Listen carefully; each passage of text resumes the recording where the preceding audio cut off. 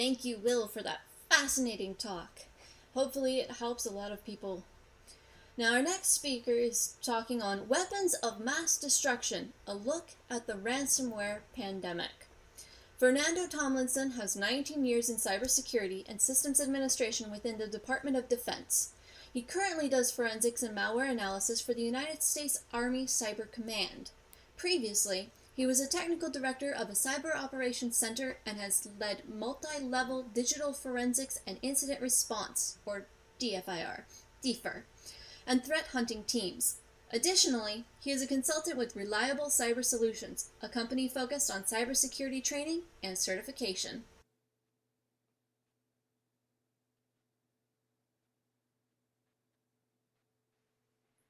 Welcome to BSides, Charlotte. This is my talk, Weapon of Mass Destruction, a look at ransomware pandemic. I'm Fernando Tomlinson. All right, so a little bit about myself. I've been with the Department of Defense for about 19 years.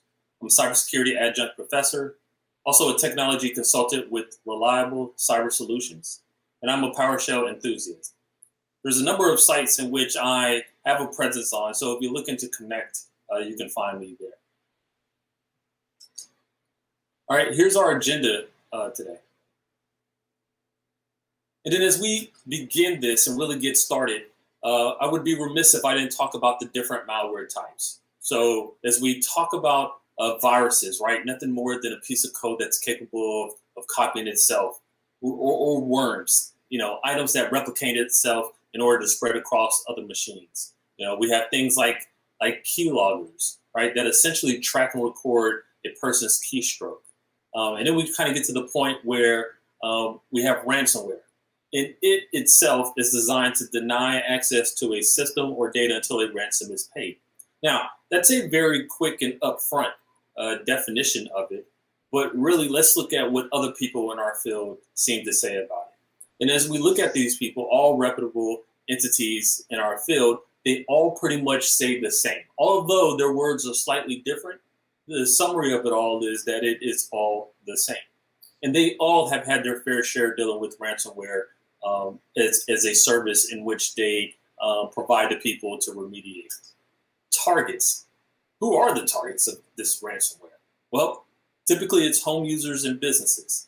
Why is it home users? Well, because they typically don't have any backups, right? They have little to no cybersecurity education.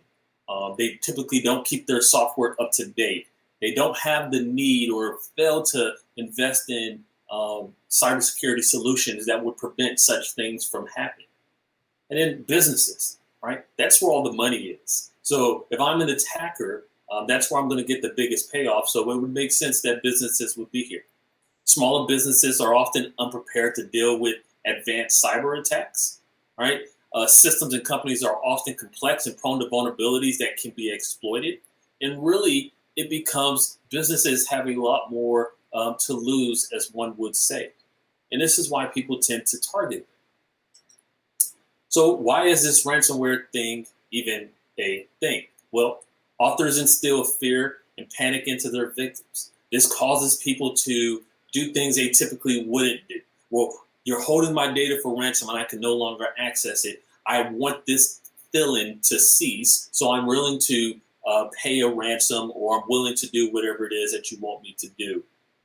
Intimidating messages could also instill fear in people. Hey, your computer has been visiting illegal content, and to unlock it, you must pay a $100 fine.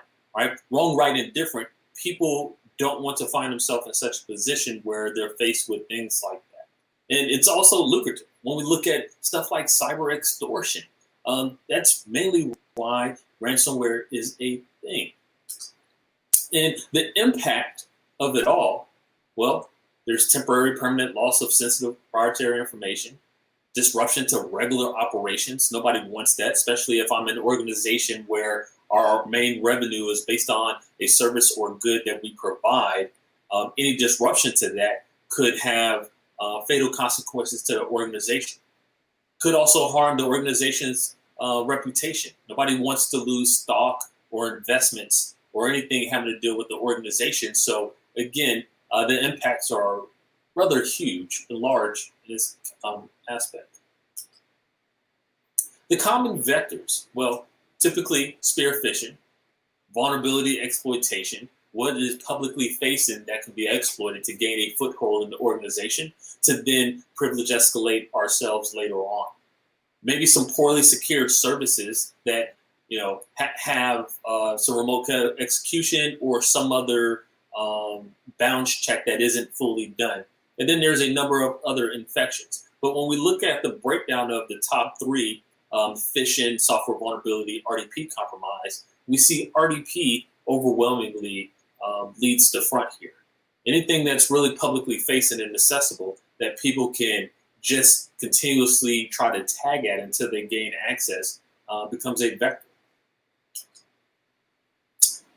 And really, when we look at ransomware, there's two types. We have lockers, right? They essentially deny access to a specific machine. They're more easily removed because they're essentially putting a window in front of the rest of our data, preventing us from accessing it.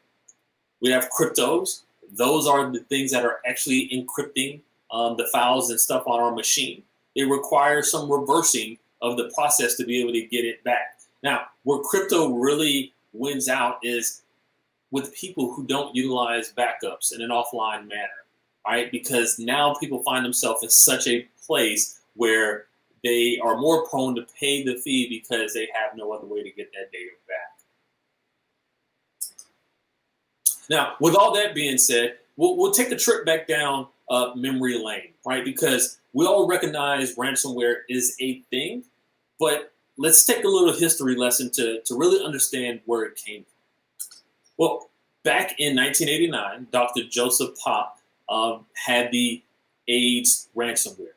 And essentially, he had 20,000 copies distributed on a floppy disk, right, labeled AIDS Information Introductory Diskettes. It had surveys on it, but it also replaced the autoexec.bat, right? And essentially, the autoexec.bat in earlier Windows machines contained instructions of what to execute when an operating system was booting up. And it would lay dormant until the 90th reboot. At such time, it would begin to hide directories and rename them. Now, the ransom here was labeled a licensing fee, and it was in the sum of roughly $189 or $378. Now, we didn't have a lot of technology then like we do today, so the person requested that they send a cashier's check or a money order to a P.O. box in Panama. Now, this didn't last long, and this guy was actually booked and charged in the United Kingdom and was extradited to the United States. Now, interestingly enough, he tried to claim that the money would be donated to the AIDS research, and really it wasn't, and that wasn't his plan. So as we look at that, we had a number of other things happen, and then we find ourselves in roughly 2008. And this is when Bitcoin started to become a thing. Anonymous, secure, instant, not regulated, super perfect for extortion. Now, we say all this because this starts to lead into the payment of choice after that, and really in present day. So we have this one, which we've seen in roughly 2012. It exploits a vulnerability in the browser, largely targeted folks who were looking at adult sites, and it redirected them to like a beef server of sorts. The payment was roughly $300. They wanted it in a prepaid card. The tactics, right, trying to intimidate people. So they would be presented with a screenshot, kind of like what we see on the right here, FBI crime division, right? Just trying to insinuate fear in people. Now, after it was done with everything it did, it would try to harvest passwords, right? This was post-payment. So it was bad enough that it will lock you out of your system, prevent you from accessing this stuff, and that you paid a fee. But following that, it would then try to steal passwords. Now, this one was easily removable because we could boot it to safe mode and remove a registry key and be good to go. So essentially, it was just presenting a window which prevented us from accessing our actual machine of sorts. Now, if that screenshot isn't enough for you, it also had another one where it tried to act as if it was part of the National Security Agency. Again, any and everything it could to instill fear in the people whose system it was being run on. Then we had CryptoLocker, right? This was first seen somewhere around 2013. It typically used email as a vector. It began to do encrypting of files. This was kind of the first time we started seeing this tactic truly being done. It was about 70 types that it looked to do, and it used asymmetric encryption. So we had a private key, we had a public key of sorts. Now, it also utilized DGA, domain generated algorithm, where it had a subset of domains that weren't registered, but then at certain times, those domains would get registered, and then as it would go down this list of domains to try to contact, it would get to one that's finally registered, and then it would try to communicate with that system as a C2. At the time, it infected over 250,000 machines, and this was really a big deal when we think about the time in which this was happening. Now, it also propagated over the Game Over Zeus botnet, but in 2014, this was taken down, and the keys were recovered from the C2 server and given to those who fell victim to it. Then we had Torrent Locker, somewhere around 2014. And this was mainly seen overseas, Australia, New Zealand area. Primarily spread through email. It also encrypted, but what it looked to do was harvest email addresses on the system as a method to then turn around and send emails to other people within your contact list to be able to propagate itself. It also sought to delete volume shadow copies. So that's something inherent to Windows where they would take essentially snapshots of the volume and files of sorts. The ransom was somewhere around $500 in Bitcoin. And then guess what? Every receiver differs for each victim. So there was multiple different variations of this. We had Tesla Crypt somewhere around 2015. And what was interesting about this is the first one that actually also targeted gaming systems or data, right? It also utilized email and vulnerable servers as vectors. This one was somewhere around 185 file extensions that it would try to seek to encrypt. The gaming data that it would look for is about 40 extensions. And then the ransom was somewhere around $550 in Bitcoin. So if you found yourself as one of these diehard gamers using PC as a gaming platform, Tesla Crypt would also look to target you to go after that data. Imagine a person who's near the end of World of Warcraft, and now their system gets encrypted. That becomes data that is so valuable maybe to the person who owns it that they may pay this ransom because they want it back. So this ransomware looked to take advantage of that. In 2016, though, this was decommissioned, and it was so abrupt, right? The developers just stopped propagating it. They switched to other efforts. The decryption key was released, so it became something readily accessible to those who fell victim to it.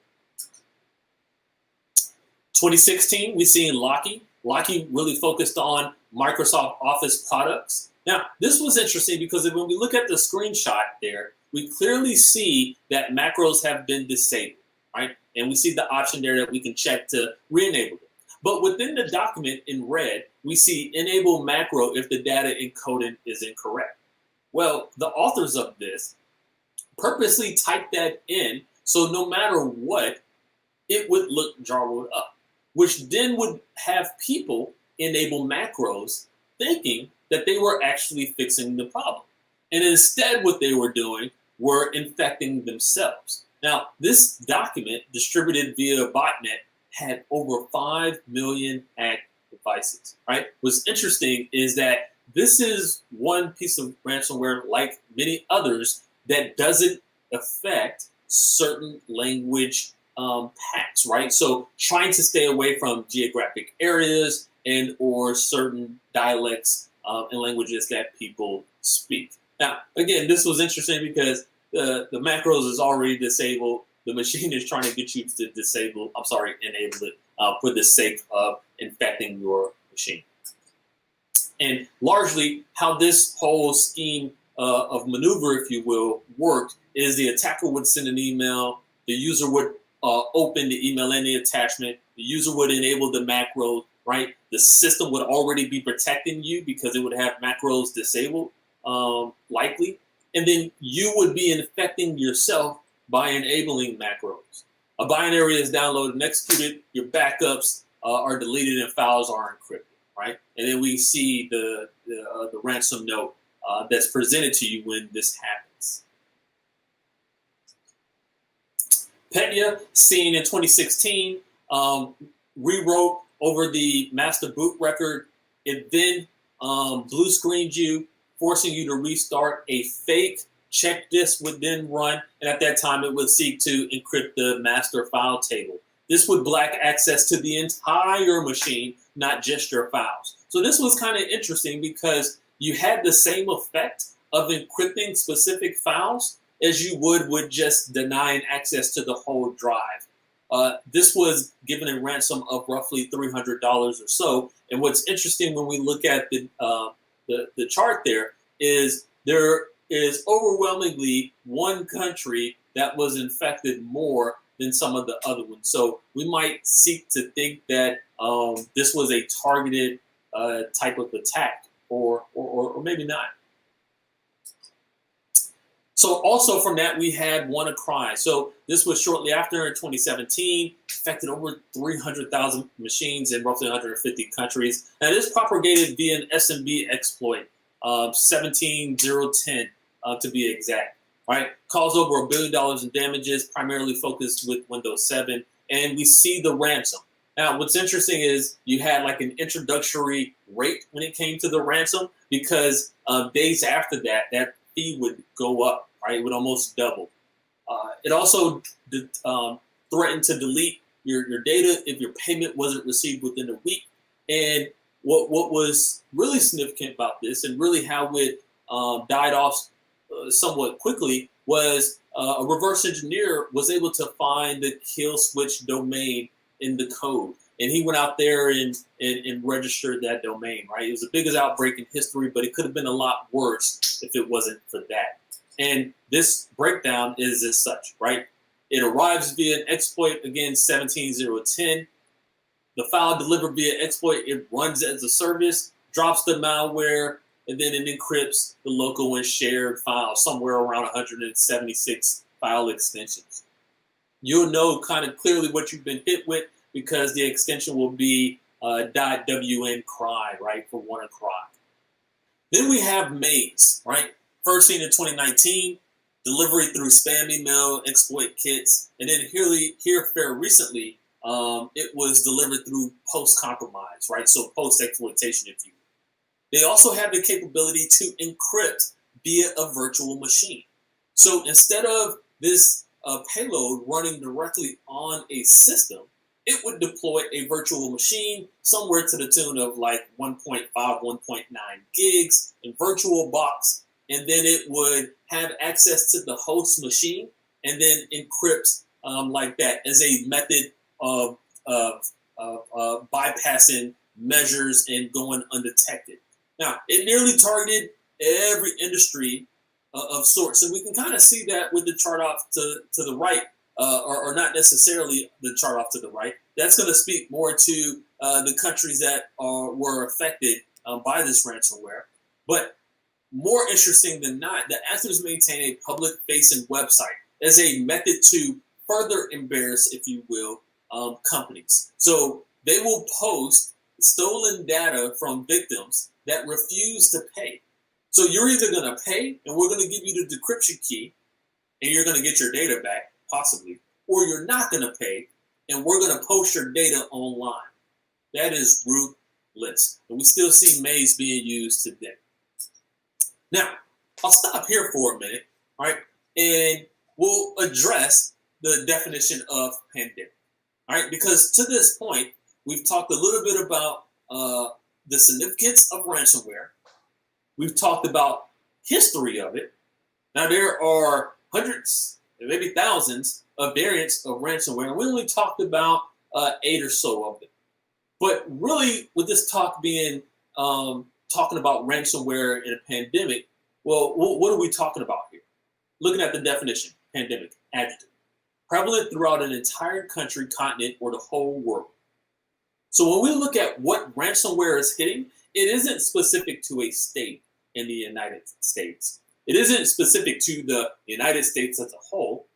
It is something that the entire world is dealing with. And it's only going to progressively get worse, as it has really over the last 5 years. So some numbers from the FBI. 2015, 8,000 complaints. Reported loss of 275 million. 2017, 301,000 complaints, 1.4 billion. Just last year, 467,000, 3.5 billion. It's just going to keep getting worse. Now, here's some statistics from 2019. 50% of surveyed 582 cyber professionals don't believe their organizations are prepared to even deal with the ransomware attack. That's scary. That's also interesting. Average cost of ransomware attack on businesses was $133,000. Phishing emails, as we've articulated, is an initial vector, increased by 109% from 2017. Now, of all the malware attacks, ransomware is behind 56% of them. 99% of ransoms were paid in Bitcoin, and we've already articulated why that is the case. Now, if this is from 2019, this year is only going to get worse. It has been worse. The pandemic on coronavirus and everything else happening hasn't had people just stop trying to do ransomware attacks. It's actually increased, right? So here's some more staggering statistics. The average incident lasts 9.6 days. The decryptor supplied 96% of the time after payment. Let's digest that for a minute. So somebody could get hit with ransomware. They could pay the ransom, and 96% of the time, they would even get the decryptor. Wow. Imagine that. That hurt 93% of the time with the decryptor. Even worse. So I don't have a 100% chance of getting the decryptor after payment. But even if I get it, there's a 93% chance that it will actually work. Now, those are high numbers, but what if you're in that 4% or in that 7%? That's got to hurt. Now, a new organization fell victim every 14 seconds in 2019. It was projected that by 2021, 11 seconds of sorts. Let's look at some of the United States industries that are affected, right? We got roughly 966 organizations that we'll use here. Of those, 11.7 were state and municipal governments and agencies. 79% were healthcare providers, right? Which would kind of make sense. You hit them the hardest because they may have the biggest or the largest amount to lose. Now, some of the outcomes. Emergency patients had to be redirected to other hospitals. Wow. Medical records were inaccessible and in some cases permanently lost. 911 services were interrupted. Surveillance systems went offline. Jail doors could not be remotely opened. Schools could not access data about students' medication or allergies. I would tell you, and you already know this, ransomware authors are ruthless. They only see money. So here's some state governments that were affected. City of Atlanta, March 2018. The ransom, $52,000. They didn't pay it. They did not want to set the precedents that they would conceive to such behavior. Instead, the recovery cost them roughly or over $17 million, right? Jackson County, Georgia. Ransom $400,000, they paid it. Had an effect on law enforcement database and control. City of Baltimore, $75,000. They did not pay it. The recovery cost $18 million, right? They added an insurance plan to cover $20 million. Riviera Beach, Florida, $600,000. They paid it. The attack shut down city websites, email server, billing system. They ended up investing $900,000 into new hardware to rebuild the IT infrastructures. Although they paid it, they still had other issues. And now they call themselves posturing themselves for the next time. Lake City, Florida, $460,000. They paid it. Email system 911 dispatches affected. New Bedford, Massachusetts, 5.3 million. 5.3 million. They did not pay it. They actually attempted to negotiate here, but that didn't work out. There was 158 workstations that were affected. That turned into roughly 4% of the city's computers, if you will. Now, when we look at private sector, healthcare, education, we have stuff like the Wood Ranch Medical Facility. The ransom amount was unknown. Over 5,800 records accessible. Backup server was encrypted. Organization ended up going out of business. Campbell County Health. Unknown ransom. Don't even know if they paid it. Surgeries were canceled.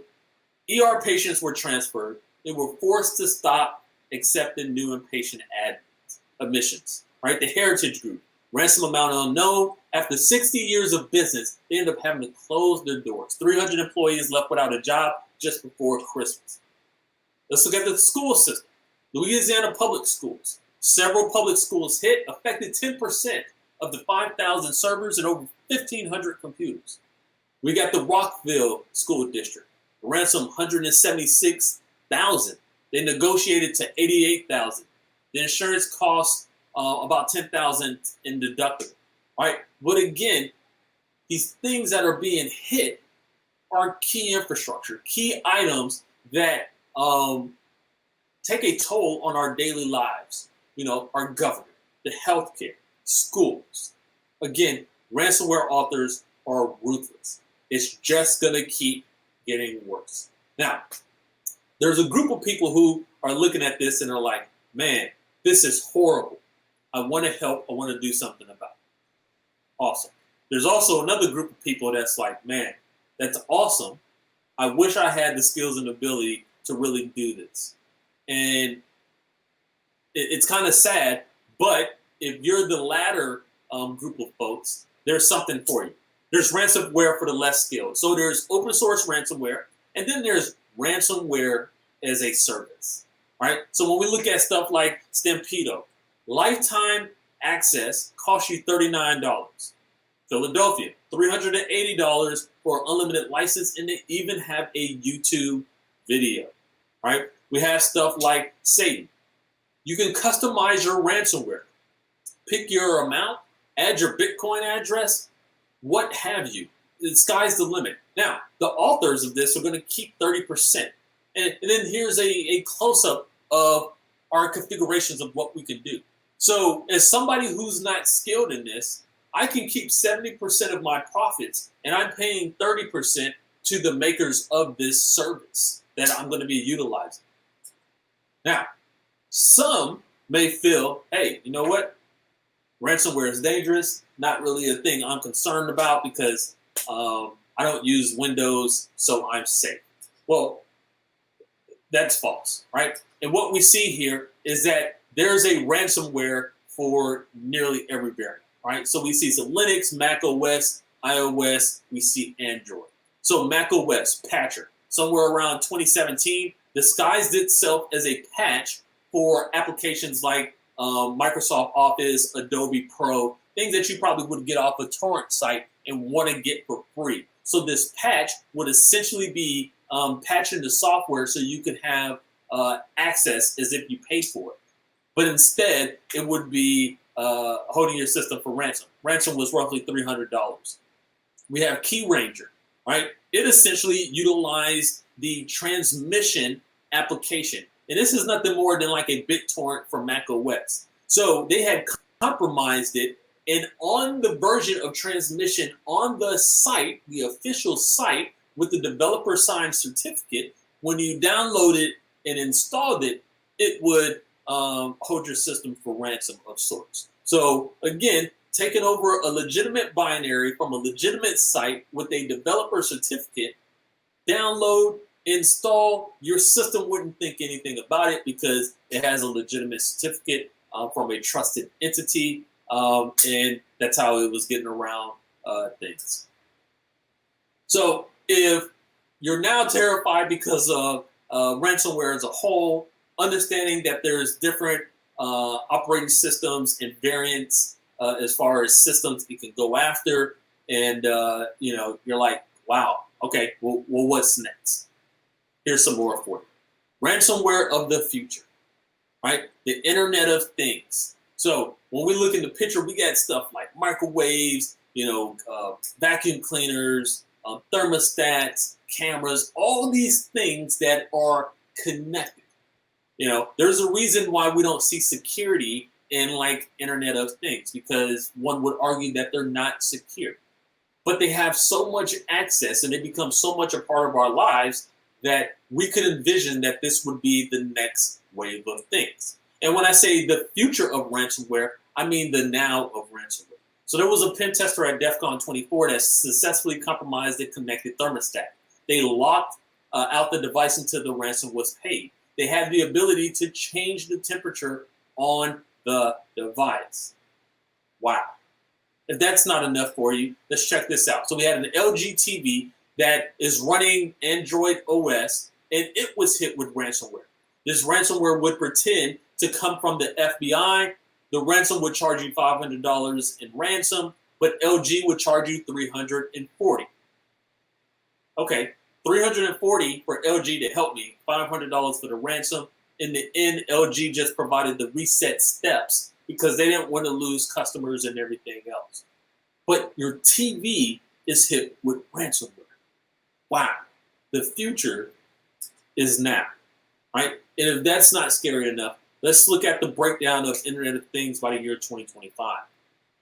We see business and manufacturing leading the way, essentially with approximately 40%, transportation with 4.1%.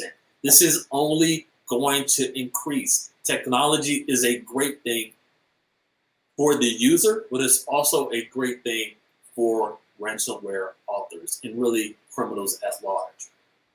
So if now you're not feeling safe, right? Because ransomware is literally everywhere, right? And you're trying to tell yourself you'll be okay. I think not, right? So let me now help you. Let's talk about the 5 stages of ransomware grief. The first one, denial, right? What do you mean we got hit with ransomware? You're joking, right? Nobody will find out about this. We can keep it under wraps. You're in denial that it actually happened. And then you get to the point where you're telling me this wormed its way into every system, including the backups, right? You went from denial to anger about it. Then you kind of start bargaining. Can the FBI help with this? Please, God, help us get our data back, right? Because you become almost desperate a little bit. Then you fall into depression. Oh, this is probably the end of my career. Our share price is down 30%. And then the last one, you just become accepting of it, right? Let's go ahead and pay them. We all follow these stages of grief in a number of things in our life, but they ring true when it comes to ransomware. Now, here's the mitigation techniques, or some. We call this the playbook. This is going to sound cliche. You probably have heard this before, but it's the simple things that work. Take backups. Test the backups. Store them offline. Do not store them on the same network in which your data is traditionally flowing. Because if it gets infected, they're just going to move laterally to affect your backups. Again, they're going to try to get rid of those backups because they don't want you to be able to revert back to them so quickly. Don't click on links, attachments, anything unknown, unexpected in emails, right? You want to implement filters. You want to educate users. You want to do it regularly, and you want to do it very often. You want to utilize some type of security software that gives multi-layered protection. Employ application whitelisting if you can. That way you can explicitly say these binaries can execute, nothing more, nothing less. Where applicable, where possible, employ least privilege. That way we don't have things like privilege creep or people being able to do more than what they should. You want to make sure you enforce unique and strong passwords. Don't allow them to be reused, and you want to rotate those frequently. And last but not least, we want to make sure we keep our operating system up to date. Make sure we're updating from trusted resources, validate hashes where applicable. Now, here's some other mitigations and techniques that we can use from the perspective of resources online. Know before. It has the ability to install a ransomware simulator on your machine. It doesn't encrypt anything, but it tests for 16 types of scenarios. This works with Windows 7 and newer. If we look at the screenshot here, it will go through your system and identify files that it could encrypt if it was actually ransomware. Gives you an idea of the state in which you reside in, whether your intrusion detection system detected it or nothing was detected of sorts. So giving you a glimpse into that. We also have No More Ransom. This assists with identification of it. So you're likely always going to have your files encrypted. There's probably going to be some ransom note, but if you have no idea what's what, you can take aspects of those things and be able to upload them to No More Ransom, and it will help you identify it. There's also about 123 decryptors on there that will help you decrypt your ransomware if you've been hit. ID Ransomware, same thing, helps you with identification of the ransomware that has hit you. Roughly over 800 ransomware variants on there, so you can quickly identify the ransom that's hit your system. Now, we've all seen this pyramid of pain, right? How do we get after this pandemic, right? Because it's not going anywhere.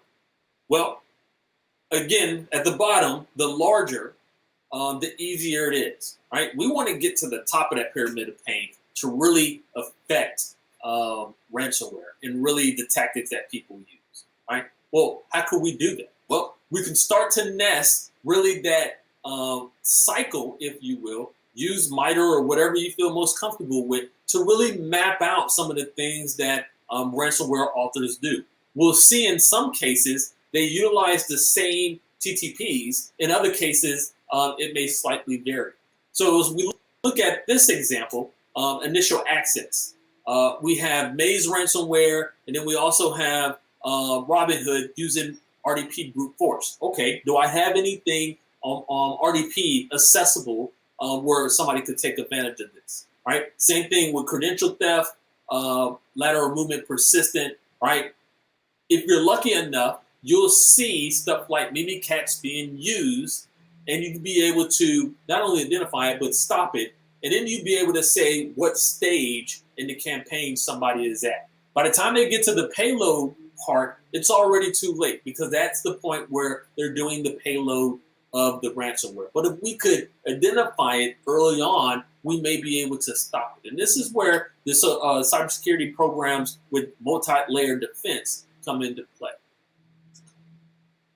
So as we round this out and really sum everything up here, why should you pay? Well, FBI has previously stated easiest path is to pay, but you'll get your files back. And I put there maybe because we've already articulated that there's cases in which those decryptors don't work, right?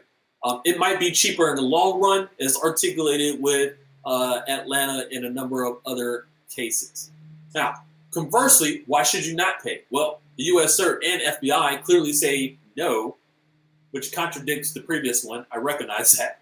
It seems cheaper, but it's really not, because you'll have to do some form of disclosure, and that's not cheap, right? You're probably going to lose some stock there, probably going to lose some customers.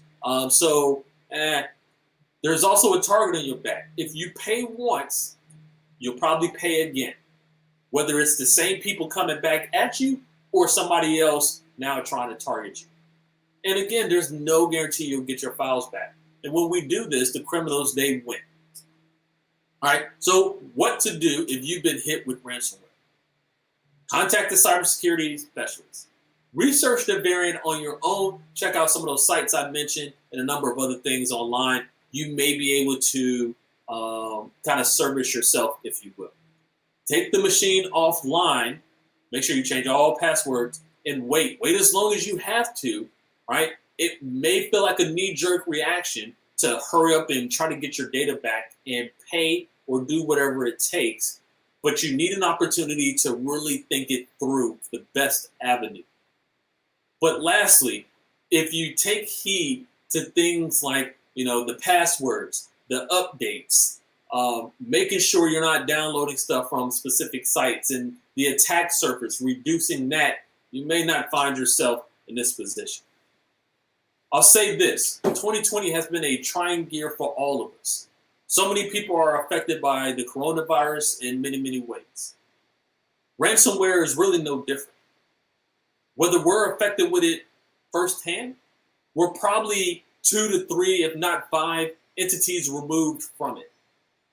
There's no end in sight with ransomware, but each of us can do our part to limit its success. With that, I'll bring it to the end. This presentation will be on my website at that link. Any other programs and stuff that I make, you'll see on my GitHub. And if you want to keep in touch and just have like-minded conversations about anything cybersecurity related, you can find me on Twitter at Wired Pulse. With that, thanks for your time. I look forward to meeting each and every one of you one day. Thanks.